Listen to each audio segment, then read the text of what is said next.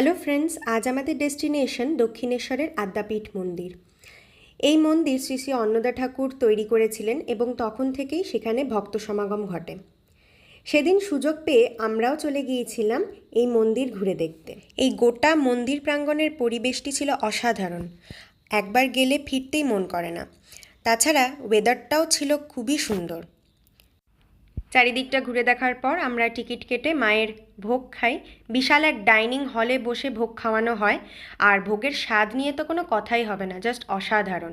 Plus অনেকগুলো item থাকে, তাই পেট ভর্তি করে আমরা মায়ের ভোগ প্রসাদ খাই। সব কিছু মিলিয়ে গোটা দিনটা ছিল একদম অসাধারণ। আর এই ডিটেলড ভিডিওটি কিন্তু আমাদের চ্যানেলে দেওয়া রইল। আপনারা যদি দেখতে চান অবশ্যই আমাদের চ্যানেলে গিয়ে কিন্তু ডিটেলড ভিডিওটি দেখতে পারেন। আর চ্যানেলটিকে কিন্তু সাবস্ক্রাইব করতে ভুলবেন না।